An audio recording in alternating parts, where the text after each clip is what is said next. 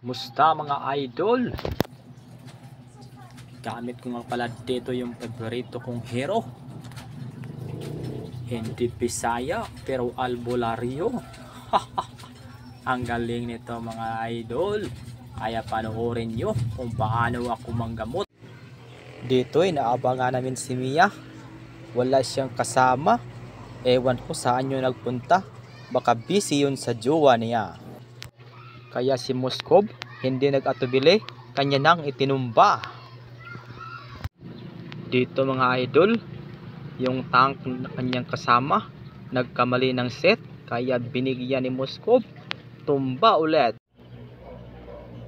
Dito galit na si Atlas, nasit kami ni Moskob, pero tingnan nyo mga ka-idol, yung gamot ko hindi sila makalusot, pati si Mia nagkagusot-gusot.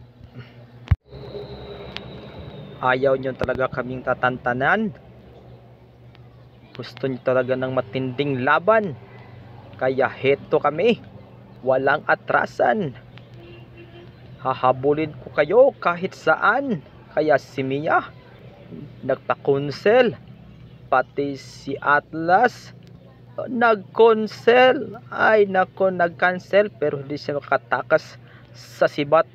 Nakasama ang katawan ni Moskob. Ayon, patay si Atlas.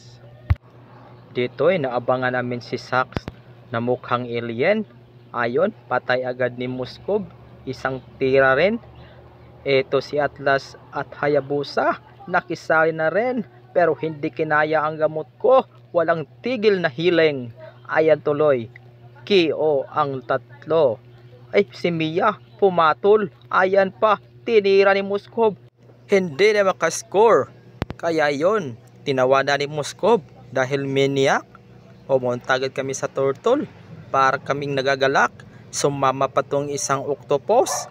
Ito pala yung core namin. Hindi kinakapos. Kaya itong lumabas itong alien, pinigyan agad, kumapos. Ayan pa, tuloy nakakuha namin ang turtle. At si Hayabusa, ito lang kanyang ginawa. Pati si Atlas nakisama, pero hindi nila kaya ang aking pwersa dahil ang aking kapangyarihan ay walang tigil na gamutan. Lumapit na naman si Mia, kaya nung pagtingin niya, hindi pa siya nakatira. Tumba na at nawala sa mapa.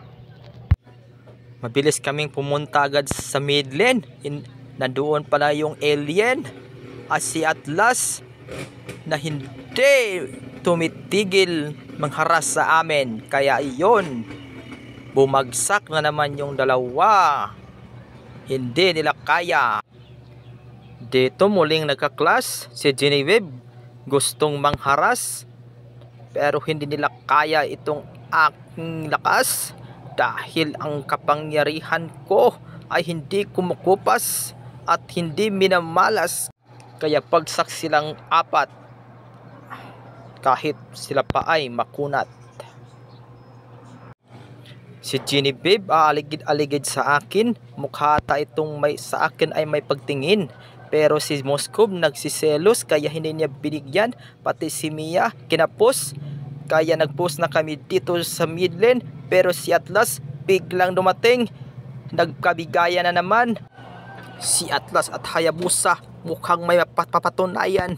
Sumali pa itong isang alien at si Mia na marksman hindi na rin kinaya. Kaya heto na, sumugod na kami sa gitna. Tinira ko na ng slow. Si Hayabusa pumalik, pati si Atlas gusto po bang mangsit. Hindi naman sila na makalapit. Kaya ito ang shark gusto nilang makamit. Ito na naman ang aking kapangyarihan. Walang kupas na pagalingan. Kaya hindi nila kami tatantanan at hindi nila pababayaan. Dahil kami ay pumapasok na store. Ito na kami. Nagpo-pause na si Mia. Sinuslow ko para hindi makalapit. Ayun na. Si Shark ay tinapos na. Victory!